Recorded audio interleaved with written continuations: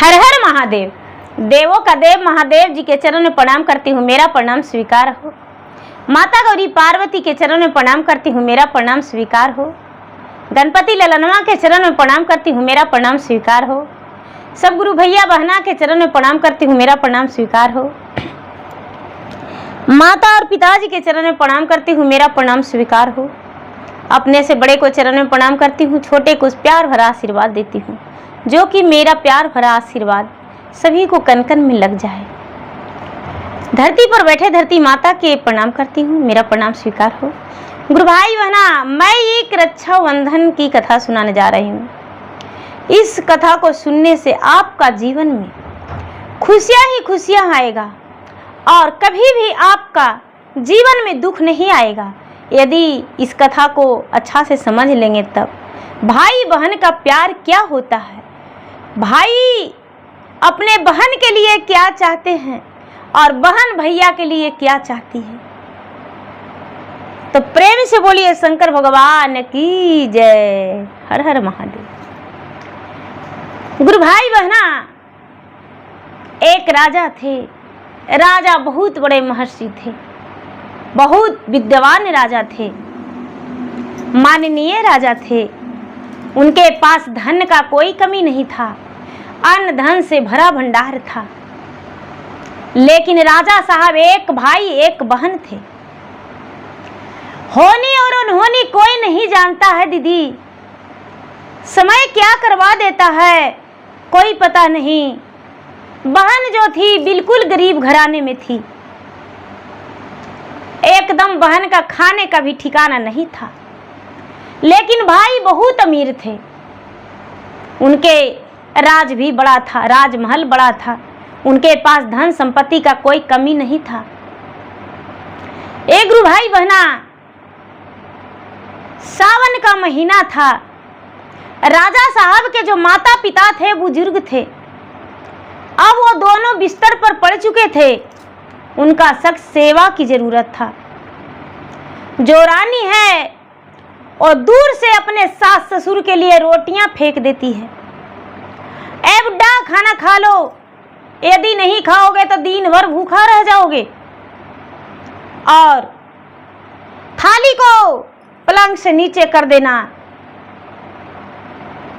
दूसरा थाली फिर कर देंगे।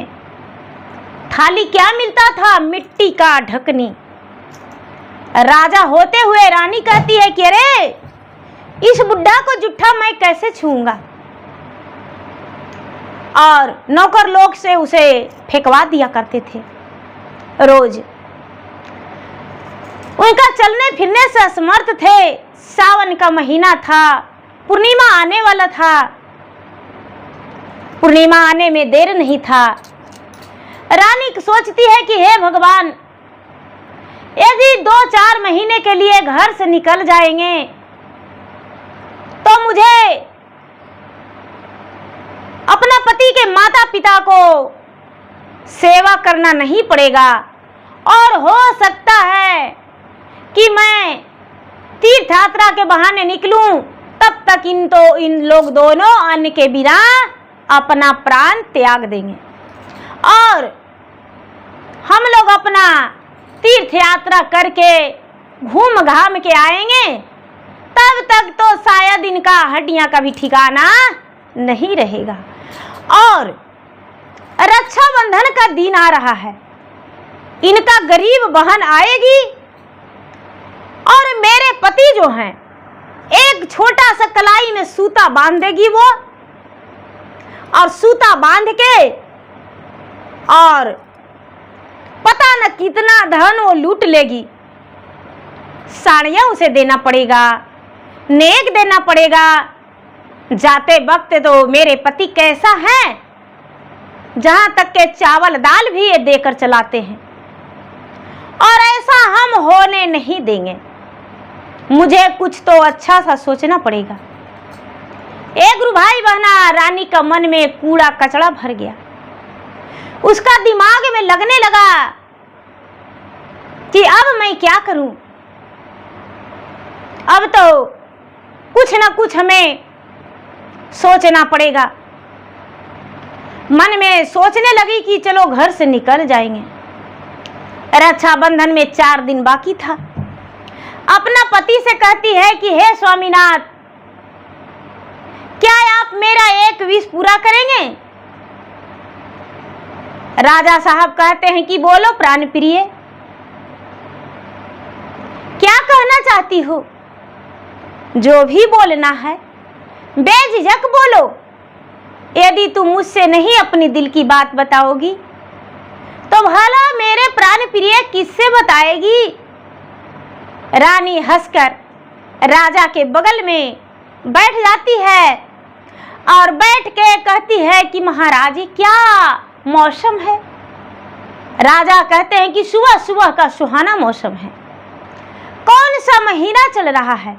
अरे ये तो सावन का महीना चल रहा है महाराज। सावन का महीना हरा भरा दिन होता है और बहुत सुंदर दिन होता है, सुहाना दिन होता है। कोयलियां कुहकती भी नहीं, जो पक्षी है वो चहचहाते हैं, डाल से सुंदर सुंदर हवाएं आती है, बाग बगीचे पूरे हरे भरे हो जाते हैं, फल फूल से डाल नभ जाते हैं। क्या यदि हम लोग दोनों तीर्थ यात्रा पर चले जाएं तो कोई दिक्कत है? राजा कहते हैं कि अरे अभी मैं नहीं जा सकता हूं। रानी साहब आपको पता है अभी तुरंत रक्षाबंधन आने वाला है और मैं अपना प्यारी सी बहनिया को ऐसे निराश नहीं लौटा सकता हूं। मेरा बहन आएगी, मुझे कलाइया में राखी बांधेगी और राखी बांध के और वो चल जाएगी, तब जाएंगे। रानी कहती है कि स्वामीनाथ पिछले बार के भूल गए? पिछले बार जब आपकी बहन आई थी तो क्या बोली थी? भैया मेरे घर खाने का नहीं है, कुछ चावल दे दीजिए भैया, कुछ गेहूं दे दीजिए, कुछ रुपया से भी मदद कर दीजिए भैया। मैं साल में एक ही बार तो आती हूँ रक्षाबंधन में, क्या करूं मेरा समय मुश्किल में फंस गया है भैया और इस मुश्किल से तो मुझे निकलना जरूरी है। बच्चे छोटे छोटे हैं। मैंने उनसे 5 साड़ियाँ दिया था और 2 बोरा आप चावल दिए, 2 बोरा गेहूं दिए और साथ साथ में उसके घर तक कल नौकर को भी भेजवाए गाड़ी करके। क्या मिला हम लोग का?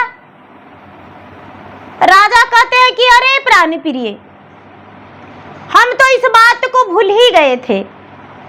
मुझे तो थोड़ा सा भी अज्ञात नहीं था कि मेरा बहन तो गरीब है और आएगी और एक कच्चे धागे बांधकर और मुझसे लूट ले जाएगी। तो देर किस बात की? जो कल चलना है वो आज ही चलो ना।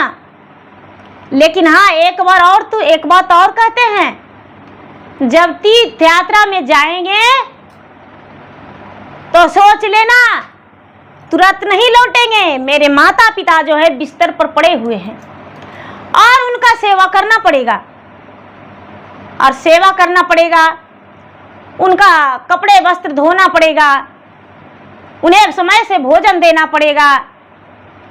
तो मैं देने वाला नहीं हूं, मैं तो इतना बड़ा शहंशाह हूं, मैं तो पूरे नगर का राजा हूं और भला बूढ़े पिता को और बूढ़ी माता को सेवा करूंगा? नहीं, ऐसा नहीं हो सकता है। ए गुरु भाई बहना, इतना कह के राजा रानी तुरंत तैयारी कर दिए, तीर्थ यात्रा के लिए तैयारी कर दिए। घर से निकले, पैदल की रास्ते तो लोग जाते थे पहले ज्यादा, जाने लगे। आखिर राजा तो घोड़े से जाते तो रानी कैसे जाती? डोली से। पैदल की रास्ते दोनों निकल गए।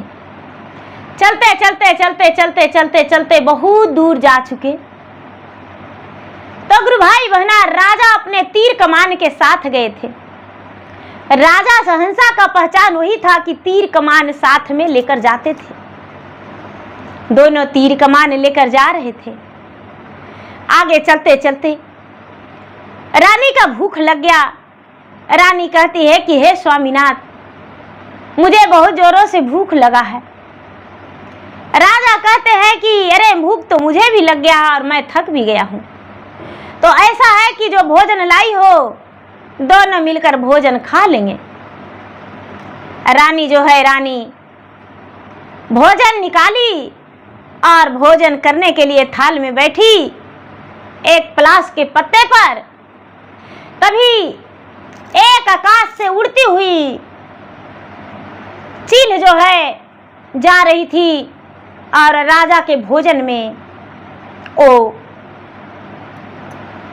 मल कर दिया और राजा का भोजन जो है खराब हो गया, पूरा खाना में पड़ गया। जहां तक राजा आकाश में और रानी देखने लगे तो रानी का मुख में भी चला गया और राजा का भी मुख में चला गया। राजा तनिक भी देर नहीं किए और अपना तीरबान निकाले और उस चील को मार दिए। उस चील को मार दिए और चील जो है राजा के पास गिर पड़ी। कहती है कि हे राजन, आप तो मुझे मार दिए अपना बाण से, लेकिन आपको कोई बाण मारने वाला भी नहीं रहेगा।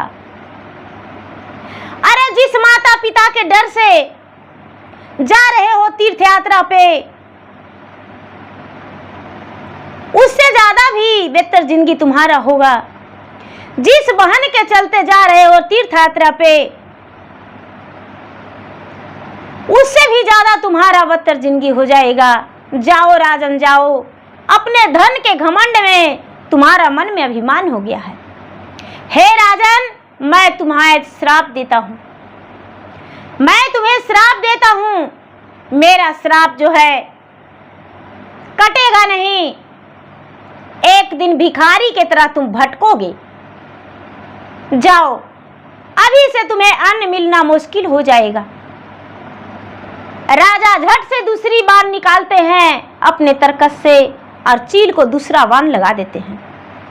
चील श्री राम, जय विष्णु भगवान, हर हर महादेव, जय महादेव महाकाल करते अपना दम तोड़ दी। चील का तो स्वर्ग का प्राप्त हुआ। राजा वहां से चलने लगे। राजा वहां से चलने लगे। चलते चलते चलते चलते राजा का बहुत जोरों से प्यास लगा है। जब प्यास लगा है तो देखते हैं राजा की एक कुआं है और कुआं पर एक पनिहारिन पानी भर रही थी। राजा पनिहारिन से कहते हैं कि ए पनिहारिन, मुझे पानी पिला दो। पनिहारिन कहती है, ए राजा मूर्ख, तुम्हें दिखता नहीं है सावन का महीना है। मेरे ससुर जो हैं और मेरे पति खेत में से हल चला के आए हैं, वो प्यासे हैं। पहले अपना ससुर का और पति का पानी पिलाऊंगा, उसके बाद घर का जो भी लोग होंगे मैं खाना खिला के और यहाँ पर आऊंगा, तब तुम्हें पानी पिलाऊंगा। राजा कहते हैं कि हे रानी, ज्यादा मत बोलो, मैं एक राजा हूं और तुम मुझे पानी पिलाए बिना नहीं जा सकती हो। रानी कहती है, वो जो पनवारिन है वो कहती है कि हे राजन, एक घमंड नहीं करना कि जो चील के मार दिया और चील मर गई। मैं वो चील नहीं हूं, मैं एक पनिहारिन हूं। चाहो तो मैं तुम्हें श्राप दे दूंगा जो तू जल के भस्म हो जाओगे, लेकिन नहीं, तुम्हें श्राप नहीं दे सकते हैं। तू तो अपने माता पिता के सेवा करने के डर से भाग रहे हो, अपना बहन के नेक देने के लिए भाग रहे हो, जो बहन रक्षाबंधन में आने वाली है। हे राजन, कभी सुखी नहीं रहोगे। राजा आश्चर्य में पड़ गए। जो पनिहारिन थी वो पनिहारिन अपना घर गई।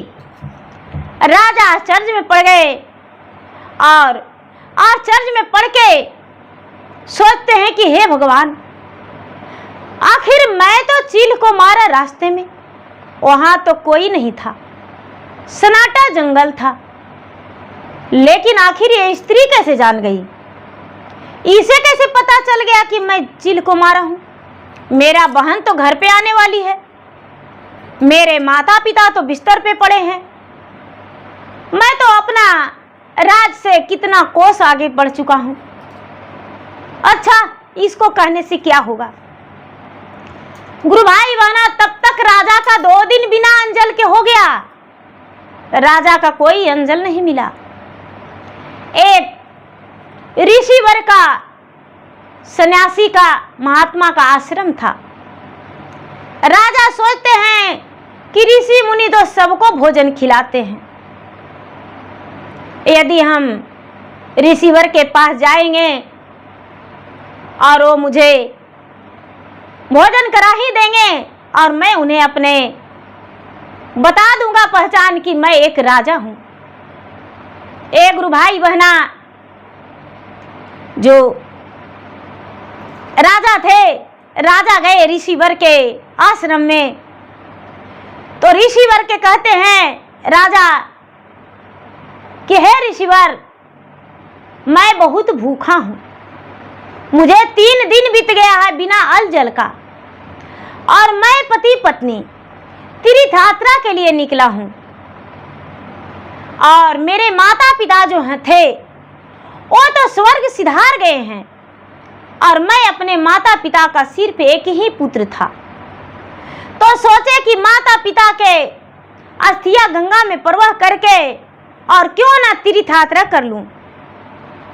ऋषिवर जो हैं वो कहते हैं कि हे राजन, तुम्हारे बातों से मैं सहमत हूं कि तुम दुखी हो, भगवान ना करे तुम्हारे जैसा दुख किसी का हो, लेकिन मैं तो दिन भर मांगता हूं और रात्रि में भोजन बनाता हूं और खा के आराम से सो जाता हूं, और उसके बाद सवेरा होते ही मैं फिर से मांगने चला जाता हूं।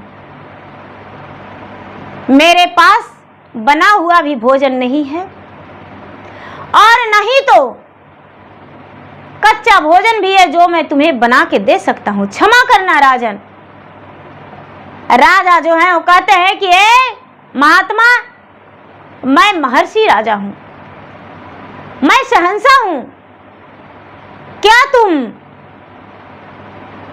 और भोजन नहीं बना सकते हो? तो नहीं। अरे मैं तेरे जैसा नहीं हूं जो माता पिता बिस्तर पर पड़े हैं, और मैं कहता हूं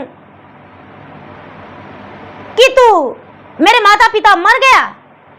मैं तेरे जैसा नहीं हूं कि जो गरीब बहन है वो मेरे घर आएगी रक्षा बंधन में राखी बांधने के लिए, और उसे कुछ सौगात देने के वजह मैं घर छोड़कर निकल जाऊं। अरे भाई बहन का रिश्ता तो खून का रिश्ता होता है, प्यार का बंधन बंधाता है, जिससे बंधन भाई को रक्षा करता है। बहन तो घर की लक्ष्मी होती है, लेकिन तूने ऐसा कुछ नहीं सोचा। ए गुरु भाई बहना, राजा सोचते हैं कि अरे जहां पर भी जाते हैं इस बात को तो अबस ही कहता है, आखिर बात क्या है, मेरा सच्चाई सब जान जाता है। कहते हैं ऋषिवर कुछ तो बताइए। कहते हैं कि आगे एक आश्रम मिलेगा। वो आश्रम कोई आश्रम नहीं, एक घर है। वो चोर है, चंडाल है, उसके पास जाओ और वो तुम्हें भोजन अवश्य देगा। उसके पास कितने लोग भोजन करके चले जाते हैं, जाओ। राजा जो है गुरु भाई बहना, राजा उस चंडाल के पास चले जाते हैं। राजा रानी दोनों चले जाते हैं और जाके बाहर से कहते हैं कि ए चंडाल बाहर निकलो, बाहर निकलो। चंडाल कुछ नहीं बोलता है, चोर जो है डाकू कुछ नहीं बोलता है। राजा रानी दोनों आंगन में चले जाते हैं और कहते हैं कि अरे कैसा तुम मूर्ख पागल हो जो तुम्हारे घर में अतिथि पधारे हैं और कोई आवाज नहीं लगा रहा है। तो जो डाकू है वो कहता है कि क्षमा करना राजन, अभी खड़े रहिए और मेरे आंगन से बाहर ही चले जाइए, क्योंकि मैं एक मूर्ख हूं और मेरे माता पिता भूखे हैं और मेरा पत्नी नहीं है। मैं विवाह नहीं किया हूं अपने माता पिता के दुख के लिए कि मैं अपने माता पिता को अपने हाथों से सेवा करूंगा, और मैं माता पिता को भोजन करा के, पहले तो अभी स्नान कराए हैं, तेल मालिश कर रहे हैं, और उसके बाद माता पिता को भोजन करा के, और उसके बाद इनको सुला के पंखा की हवा देकर तभी आपके पास आएंगे, आपकी बात सुनेंगे। राजा कहते हैं कि अरे मूर्ख, चंडाल, चोर, डाकू, लुटेरे, मैं अपना तरकस से बाण निकाल कर तुम्हें प्राण हरण कर लूंगा। तेरे माता पिता बिस्तर पे लौटते रहेगा, एक चुल्लू पानी देने वाला कोई नहीं रहेगा। राजा की बात सुनकर वो जो माता पिता को सेवा कर रहा था डाकू, वो कहता है कि राजन, मैं तेरे जैसा नहीं हूं, तेरा बाण मुझ में लगने वाला नहीं है, मेरे माता पिता का आशीर्वाद मेरे साथ है। जिसके सर पे माता पिता का हाथ रहता है उसका सर अमर हो जाता है। राजा, तूने तो अपने माता पिता को घर पे छोड़ के आया है तड़पने के लिए, अपने बहन के नेक देने के लिए घर से निकल गया है, और तुम मुझसे चाहते हो कि ऐसा करूं? गुरु भाई बहना, राजा जो है सोचते हैं कि हे भगवान, ये भी पनाह नहीं दिया मुझे, वहां से चल जाते हैं। आगे बढ़ते हैं, आगे बढ़ते हैं तो काशी नगरी पहुंचते हैं। जब काशी नगरी पहुंचते हैं तो काशी नगरी में जाते हैं गंगा में स्नान करने के लिए, तो दोनों पति पत्नी का पूरा गंगा में खून का धारा दिखाई देता है, पूरा खून का धारा, कीड़ा मकोड़ा, पिल्लू पथारी दिखाई देता है। रानी जो है चुल्लू में पानी लेकर और देखती है तो सोचती है कि हाँ, इसमें स्नान कैसे कर सकते हैं, हजारों कीड़ों मेरे शरीर में लग जाएंगे, हजारों कीड़ा शरीर में लग जाएंगे। राजा से कहती है कि हे राजन, हे स्वामीनाथ, हे प्राणनाथ, इसमें तो स्नान करने से अच्छा है कि बिना स्नान किए ही रह जाएंगे, और मुझे 7 दिन हो गया है बिना भोजन का, रास्ते में तो कहीं भोजन मिला नहीं, आश्रय मिला नहीं। राजा देखते हैं तो राजा को भी बिल्कुल एक ही दिखाई देता है। राजा सोचते हैं कि चलो मंदिर में दर्शन कर लेते हैं। मंदिर में दर्शन करने के लिए राजा जाते हैं तो वहां पर बहुत सारे सेवा संती पहरेदार लगे हुए थे। सेवा संती पहरेदार लोग कहते हैं कि हे राजन, आपको ऐसे दर्शन नहीं होगा, जो गंगा में स्नान करता है उसी को दर्शन यहाँ होता है, आप तो स्नान किए ही नहीं, तो मंदिर में जाना आपको मना है। राजा जो है, राजा वहां से निकल जाते हैं। राजा निकल जाते हैं तीर्थ के लिए। अब सोचते हैं राजा की चलने का ताकत नहीं है। राजा भिखारियों की तरह जिस जगह पे जाते हैं उन्हें भोजन नहीं मिलता है। राजा को भोजन नहीं मिलता है। अब सोचते हैं कि मुझे अब कुछ ना कुछ उपाय ढूंढना पड़ेगा जीवन बचाने के लिए। भिखारियों की तरह राजा और रानी दोनों भीछा मांगने लगते हैं। भोजन का तो उन्हें पैसा रहते हुए भी भोजन मिल नहीं रहा है। भिखारियों की तरह भीछा मांगने लगते हैं और उसी से अपना भोजन करने लगते हैं रूखी सूखी।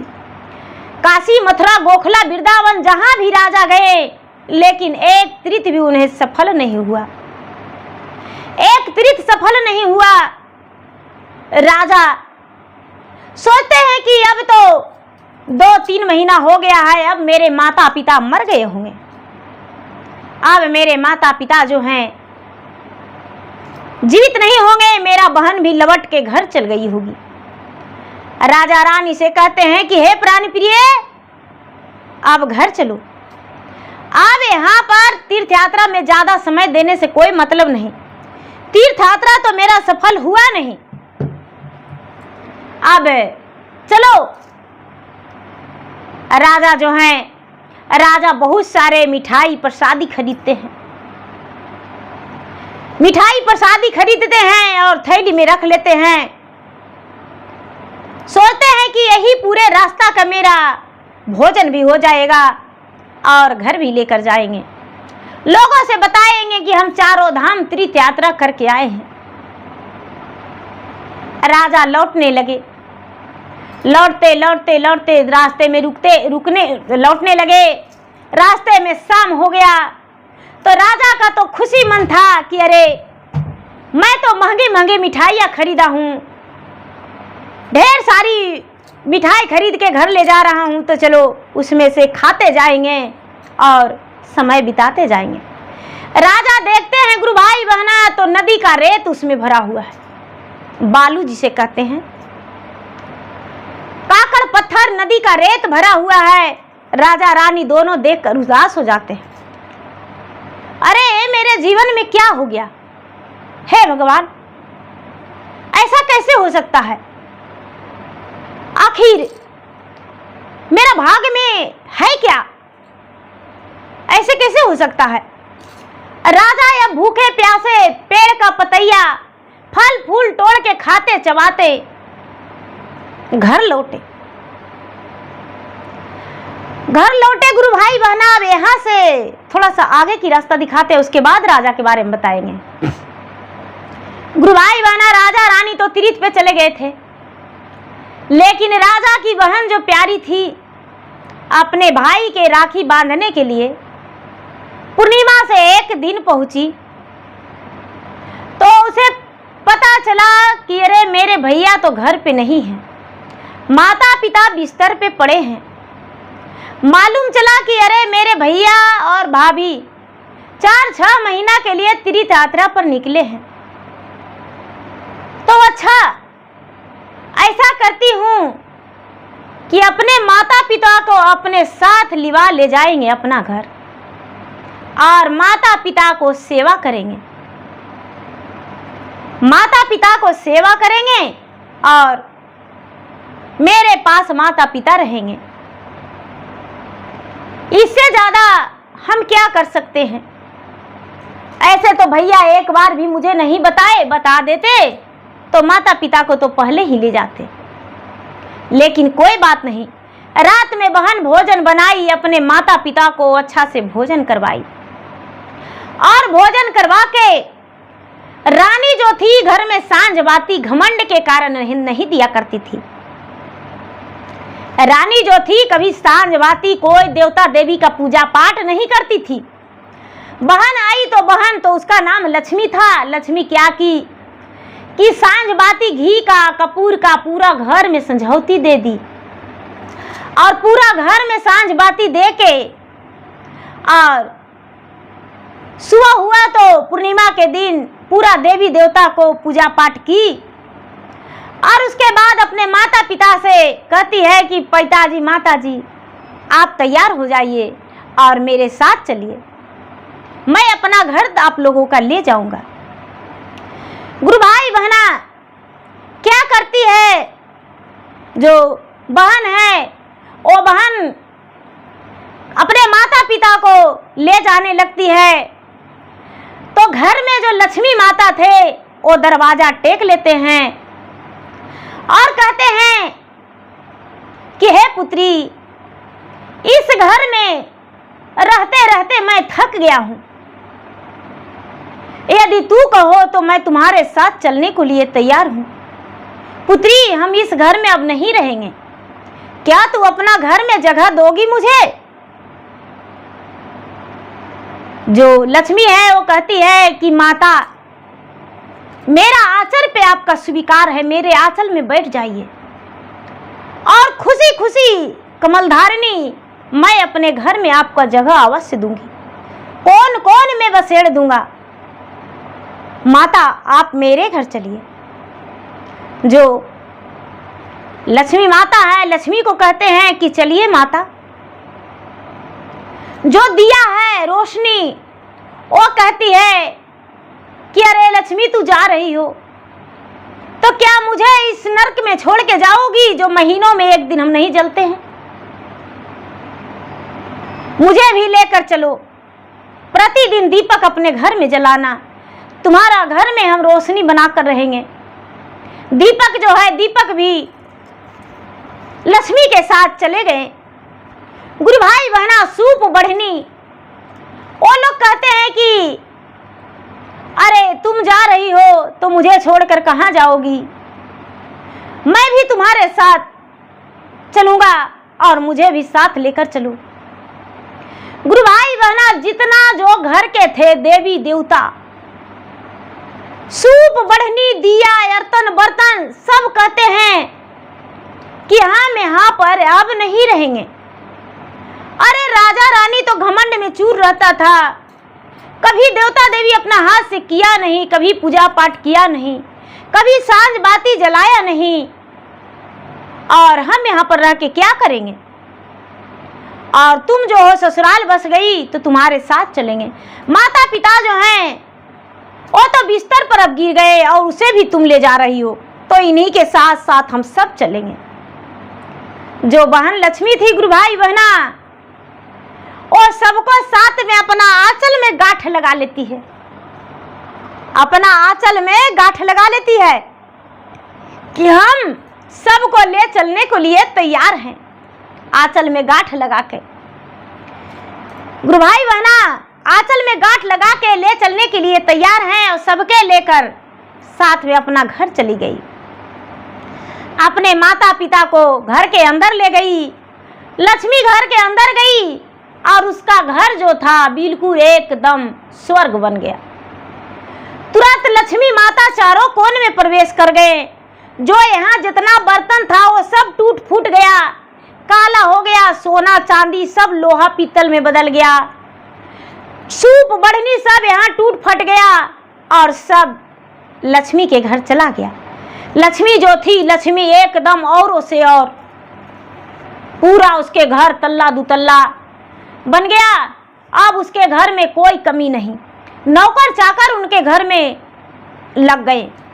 लक्ष्मी क्या करती, सुबह उठती और सुबह उठ के पूरे घर में झाड़ू पोछा लगा के और साँझ मात जो घर में देवी देवता का पूजा करती, धूप दीप जलाती, सांझ बाती दिखाती। अब लक्ष्मी माता उसके घर में खुश रहने लगे। शंकर भगवान भोलेनाथ खुश रहने लगे। सभी देवी देवता एकदम प्रकट होकर उसके घर में विराजमान हो गए। विष्णु भगवान विराजमान हो गए। जहाँ लक्ष्मी का प्रवेश रहेगा तो विष्णु भगवान कैसे अलग रहेंगे, विष्णु भगवान भी वहाँ विराजमान हो गए। गुरु भाई बहना अब लक्ष्मी का कोई दुख नहीं, माता पिता को सेवा पूरा करने लगी। राजा जब घर के अंदर गए गुरु भाई बहना तो उसके घर में एक नौकर चाकर, एक दाई दासिया नहीं थे। माता पिता भी बिस्तर पे नहीं थे, माता पिता भी बिस्तर पे नहीं थे। रानी कहती है कि स्वामीनाथ, लगता है कि आपके माता पिता मेरे कहने के अनुसार इस दुनिया से चल बसे। शायद गांव वाला नौकर चाकर ने उन्हें जला दिया होगा, क्रियाकर्मठ कर दिया होगा। जब घर के अंदर जाती है गुरु भाई बहना तो धन संपत्ति कुछ उसके घर में नहीं रहते हैं। एक मकान दीवार खड़ा था, उसके अलावा सोना चांदी धन संपत्ति रुपया पैसा सब हाहाकार चला गया था। राजा देखते हैं अपना संदूक खोल के तो उसमें रुपया पैसा कागज के टुकड़ों में पड़ा था। रानी देखती है अपना सोना चांदी कपड़ा तो देखती है कि कपड़ा में तो जाला लगा हुआ है, जो सोना चांदी है वो लोहा पीतल में बदल गया है। घर में जितना बर्तन बर्तन था सब टूट फूट गया है। रानी कहती है कि स्वामीनाथ, ये तो बड़ा मुश्किल हो गया। घर से जाते ही पूरे घर बिखर गया। बाहर वालों से पूछती है कि भाई मेरे माता पिता जो थे वो कहाँ गए। सभी लोग कहते हैं कि राजा साहब आप तो इतने बड़े राजा राजमहल को छोड़कर चले गए, मुझ प्रजा को भटकने के लिए, तो आपके माता पिता कहाँ गए वो मुझे नहीं पता, हम नहीं जानते हैं, कोई प्रजा ने भी नहीं बताया। गुरु भाई बहना अब राजा रानी कोशिश करने लगे, दाल चावल अनाज अपना देखने लगे तो सब उसमें कीड़े मकोड़े लगे हुए थे। सब बीज बाज के पूरा कीड़े मकोड़े लगे हुए थे। अब राजा रानी के घर में एक अन्न खाने का नहीं था। राजा रानी सोचते हैं कि हे भगवान अब क्या करूं, अब तो मेरे पास कोई उपाय नहीं है, अब कोई उपाय नहीं है। राजा रानी घर बगल में पैसा लाने गए तो राजा रानी से कहते हैं कि नहीं राजा साहब, मेरे घर उतना अन्न नहीं जो मैं आपको पैसा दे सकूं। राजा रानी को गांव में कोई पैसा भी नहीं दिया।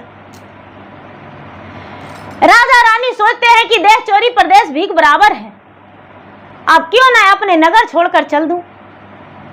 राजा रानी दोनों नगर छोड़कर और निकल दिए। नगर छोड़कर निकल दिए तो राजा रानी सोचते हैं कि हे भगवान मुझे तो कोई काम करना आता ही नहीं है कि जो वो काम भी करके और अपना गुजर बसर कर ले। एक ही उपाय है रानी कि फटी पुरान आप भी पहन लीजिए और फटी पुरान मैं भी पहन लूंगा, और दरवाजे दरवाजे भीख मांग के मैं जोगी आप जोगन, मैं जोगी आप जोगन। राजा एक सरंगी ले लिए और रानी एक कटोरा। दोनों जोगी और जोगन का भेष धर के मांगते खाते इधर उधर अपना भटकने लगे। इधर उधर भटकते भटकते भटकते एक दिन राजा, जिस दिन रक्षाबंधन का दिन था, उस दिन राजा बहन के द्वार पर पहुंच गए। भूल से राजा का ध्यान नहीं था, राजा तो मांगने खाने में बस उतना ही भूल रहे थे। राजा अपने बहन के घर पे जाके और सरंगी बजाने लगे। सरंगी बजाते हैं, उनका सरंगी की आवाज से निकलता है माई के गराबिया में दुई गो जला मिया हो, दुई गो जला मिया हो, एका भैया एक बाहिन रे की, जालदी से निकला बहिनी घरा से बहारी आयर, घरा से बहारी आहो, आई गईली भैया तोर भिखारी रे की। गुरु भाई बहना, बहन जो है उस समय रसोई बनाते रहती है, कानों में सुवरन गया। देखिए भगवान का लीला, भगवान का माया, कानों में उसका सुवरन गया कि अरे ये आवाज मेरा भैया का है। बहन जो है अपना झिरोखा से देखती है तो गुरु भाई बहना क्या अपने भाई को नहीं पहचान पाएगी। बहन निकलती है, भाई को हाथ पकड़ के कहती है कि भैया आप इस हालात में कैसे। भाई हाथ खींचकर कहते हैं कि अरे मुझे भीछा दे दो, मैं तो जोगी बाबा हूं। भौजाई देखती है तो उसका आंख से आंसू गिरता है। अरे भाभी आप घर के अंदर चलिए, आप तो डोली कहार से आने वाले आते, लेकिन जोगन के रूप धर के क्यों आए हैं। भौजाई कहती है कि ननद जी मैं जोगन के रूप धर के इसलिए आया हूं कि देखता हूं कि मेरा ननद पहचानती है कि नहीं, इसीलिए मैं जोगन बन के आया हूं। भाई कहते हैं कि नहीं बहन, मैं अपनों पापों का प्रायश्चित कर रहा हूं जो मैंने पाप किया हूं। तुम्हारे आने से पहले मैं त्रिशात्रा पर चला गया था, लेकिन उस दिन से मुझे सुख चैन नहीं है। आज पूर्णिमा का दिन है बहन, मेरा हाथ में कलाई में राखी बांध दो। जब तुम मुझे पहचान ही गई हो और मैं भी तुम्हें पहचान ही चुका हूं, तो मेरा इसी दरवाजा पर इस जोगी को हाथ में कलाई में राखी बांध दो। गुरु भाई बहन जो है झट से स्नान करती है। स्नान करके और उसके बाद थाल में चंदन, रोड़ी, अक्षत, पुष्प, राखी, कच्चे धागे, कपूर, घी सब सजा के और भैया को अपने कलाई में राखी बांधती है। अपना भाभी को जोगन वाला वस्त्र उतरवा के अपना वस्त्र पहनाती है, 16 श्रृंगार से सजाती है, राज वस्त्र से देती है।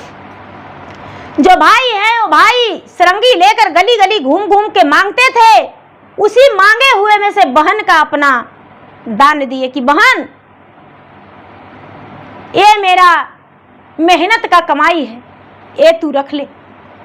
बहन अपना आंखों से आंसू पोंछते हुए अपने भाई को गले में लपट के कहती है कि भैया भीख मांग के भी आप बहन को अपना दान में दे दिए। कहते हैं भाई राजा की बहन यही दान देने के कारण मैं चल गया, जो आज जोगी बन के, आज भिखारी बन के दर दर भटक रहा हूं। गुरु भाई बहन है कहती है भैया घर के अंदर चलिए। राजा रानी दोनों घर के अंदर जाते हैं तो देखते हैं अपने माता पिता को सोफे पर बैठे हुए और कितना राजा महाराजा के वस्त्र में।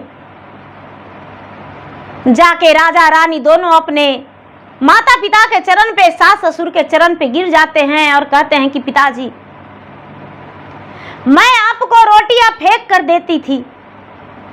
रानी कहती है पिताजी माताजी मैं आपको रोटियां फेंक कर देती थी, उस दिन से जब से घर से निकले हैं समूचा रोटी नसीब नहीं हुआ है। घर मेरा ढह ढनमना गया, घर में जो भी धन संपत्ति लक्ष्मी था सब बिखर के कहां चले गए कोई पता नहीं।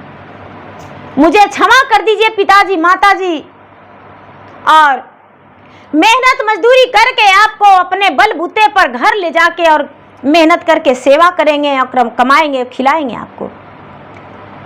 माता पिता कहते हैं कि बेटा मैं यही खुश हूं, बेटा तू जाओ और मेहनत करके अपना घर में रहना।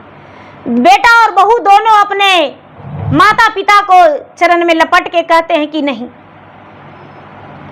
आप अपना घर चलिए।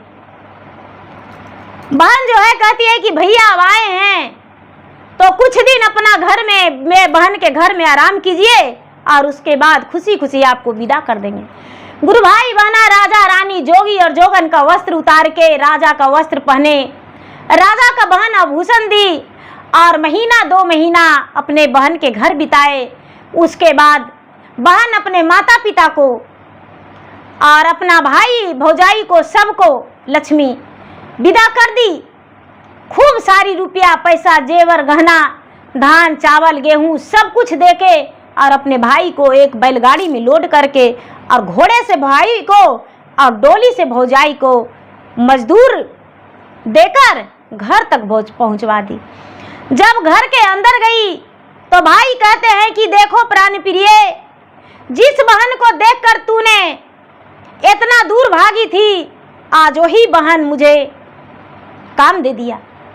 आज देखो समय किसी को अपना नहीं होता है। जो मेरा बहन थी आज मेरे लिए सब कुछ बन गई। आज देखो आज बहन ने मुझे कितना मदद किया। कभी किसी को ऐसा मत कहना कि वो दुख में है तो उसे छोड़ दो, मदद करो नहीं करो लेकिन उसे देखकर हंसो नहीं। गुरु भाई बहना रानी है, वो कहती है कि महाराज मुझे हर ज्ञान हो गया, अब किसी को साथ ऐसा नहीं करेंगे। अब हर रक्षाबंधन में राजा अपना बहन को लिया ले आते थे और राखी बंधवाते थे और जो भी खुशी होता था अपना बहन को देते थे। धीरे धीरे राजा को भी घर में धन संपत्ति सब वापस आ गया, बहन भी सुखी हो गई, भाई भी सुखी हो गए। और जो माता पिता थे, माता पिता को राजा जी भर के सेवा किए, पति पत्नी कभी माता पिता को दुख नहीं होने दिए। तो सबसे पहला माता पिता को सेवा करना सबसे तीर्थ यात्रा में सबसे ज्यादा पुण्य है। तो गुरु भाई बहना मेरा वीडियो अच्छा लगे तो मेरा वीडियो का लाइक करें, शेयर करें। चैनल पर यदि नए तो चैनल का सब्सक्राइब करें, बेल आइकन घंटी को दबाएं, जो कि मेरा वीडियो का नोटिफिकेशन सबसे पहले आपके पास जाए और आप मेरा वीडियो सुन सके। और देखिए गुरु भाई बहना, यदि कथा आपको नहीं अच्छा लगा होगा तो भी कमेंट बॉक्स में ज़रूर लिखिएगा, और जैसा कहानी आप कहेंगे वैसा मैं सुनाऊंगी।